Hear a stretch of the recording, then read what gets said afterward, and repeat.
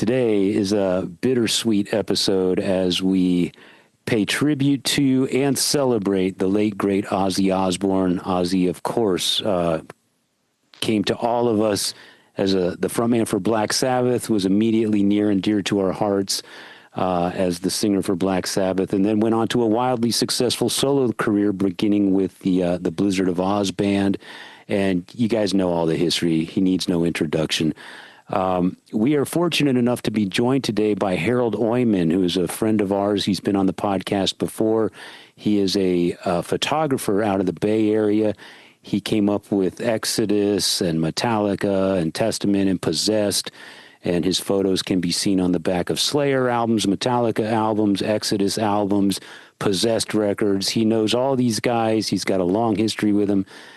He put out a book called Murder in the Front Row that documents that scene, the Bay Area thrash metal scene.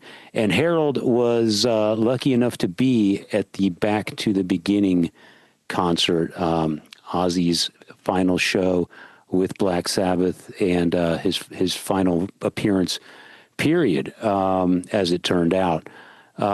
So it's a bittersweet episode today. Ozzy's near and dear to all of our hearts, and we say this a lot on the podcast where we're lucky enough to have a guest, and we say things like, we owe half of our record collection to this guy's influence, or we owe a third of our record collection to so-and-so, our guest today. But I think it can't be overstated. We owe 100% of everything we stand for when it comes to music and heavy metal. We owe it all to Black Sabbath and Ozzy Osbourne. I feel like you're checking all the boxes when you just even start with Black Sabbath, because they're, the bands that came out in the late 70s, a lot of them heard Black Sabbath and said, I want to do that. And so they learned how to play an instrument. They wrote songs. And next thing you know, they were, lucky enough or good enough, or whichever you choose, to become compadre and cohorts and do, I'm doing this because of you, Black Sabbath. And imagine that happening 1 million times over. And then it happens again when he goes solo. And Blizzard of Oz comes out, and there's all of, and Ozzy's writing new material with people like Bob Daisley and Lee Kerslake and these guys that are in his record collection. And he's writing songs with those guys. And you see what I'm saying? And so Blizzard of Oz comes out globally and destroys radio. Crazy Train just takes over. And it happens again. And kids everywhere who were probably taking classical guitar lessons or rock guitar lessons of some kind heard Crazy Train and went, what is that sound? And the same thing happens again. Yeah. And it kept happening. And it's still happening today. And it will continue to happen because of Black Sabbath, and not necessarily, and Ozzy Osbourne, and not necessarily because it's going to happen because, someone who's 10 years old today hears Beatles for the first time and go, oh, I want to do that. It's the same thing. Yeah. But we're focusing on Black Sabbath, and these kids from Birmingham create this thing, and Black Sabbath creates Ozzy, and Ozzy creates Ozzy World, right? And in turn, people who like Crazy Train discover Black Sabbath for the first time. Oh, who's this Ozzy guy? Oh shit, he was in my dad's favorite band, Black Sabbath. See what I'm saying? Yeah. So it's a germ that will be with us forever. I feel like I'm at a loss for words today while I'm trying to set this up, and I'm never at a loss for words, but it's so, it's all still so fresh, and I'm unable to quite articulate the magnitude of Ozzy's influence, and besides just his musical influence, the cultural influence, the lifestyle influence, it was just so broad. It was more than just the songs on the albums. And, you know, we were talking with Harold today, and you and I have said this before in the past. You know, we grew up in a time when there was no such thing as no Ozzy Osbourne. Ozzy's been in our lives since Black Sabbath and then his solo career all the way up until a couple weeks ago, and he'll continue to be in our lives forever. But I think he's one of those generational figures, just like, you know, you talk to someone from Ozzy's generation and they all remember where they were the first time they heard Elvis, or they all remember when they saw the Beatles on the Ed Sullivan Show, and that was the turning point. That's what turned him into a rocker. That's what made him want to play guitar. Ozzy is the exact same thing for a different generation. That's exactly right. And he's not alone. His bandmates in every incarnation have been stellar. Black Sabbath, Randy Rhoads, Bob Daisley, Lee Kerslake, Zach Wilde, Jakey Lee. I mean, he's always been surrounded by great musicians and put out great music. But I think more than just as a musician, it's his cultural impact. I feel like we all felt like we knew him to a certain degree, and that doesn't happen very often. So I think that's why the loss is so hard to fathom and so hard to accept and so hard to, you know, still, it's hard to believe that we live in a world without Ozzy right now. Yeah. But, you know, having, hold that thought, but having Harold come on the show sort of like changed my mindset just a little bit, but being able to hear words from someone who was physically, and I almost said mentally, we're talking about Harald Oimoen. Yeah. And emotionally. He's a bit, you know, he's different, right? And I can appreciate different, and he's perfect for Talk Louder, right? Having someone like him there. Yeah. Having someone who's a crazed pit monger, thrash metal, you know, knows everybody from a scene that's globally known as a phenomenon, who played bass in DRI for 20 years. Let's not forget he has accolades to Murder in the Front Row, like you said. All of these awesome things about him, and having him be just a raw nerve in the middle of this audience, soaking all this up with everybody, and then being able to talk to someone who, you know, he's not a rock star. I mean, he kind of is, right? But he's not really he's underground, right? He's an underground sort of character, right? Hearing him kind of go, dude, I didn't know, you know what I mean? Just hearing him sort of reflect and sort of discover some things even maybe about himself while being there. Yeah. Was really awesome to have us here kind of maybe even for first time. You know what I mean? His friends, when he got back home, hey, how was it? It was fucking awesome. That could have been all he gave them. I feel like we dug in and got a couple things that maybe some of his friends didn't quite get. Yeah. So and the hindsight perspective, because when he came home from the gig, obviously Ozzy hadn't passed yet. So right. He's had a couple weeks to process the entire span of being at the show, and then 17 days later, Ozzy's gone, and you could still tell it's kind of like he was kind of like what I'm describing myself as. We're still grasping on how to quite explain it all. But he's exactly the kind of guy you want to have on the show to tell you about his experience there, because he's exactly one of us. He is a full-on lifer, head banger, and he lives for this stuff. So getting his take on it is so much more valuable and insightful than, you know, just average Joe who happened to get lucky and was at the show. This is a lifelong headbanger who's got credentials out the wazoo.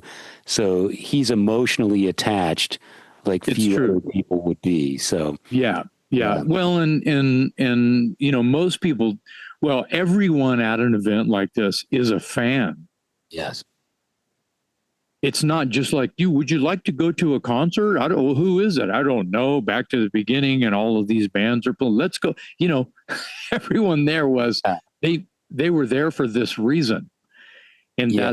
that makes it special. Again, and the people that were the musicians and people that were close to him. I mean, can you imagine Zakk Wylde and Zakk Wylde's family? That's just one facet of the whole thing, the big picture. I can't even imagine.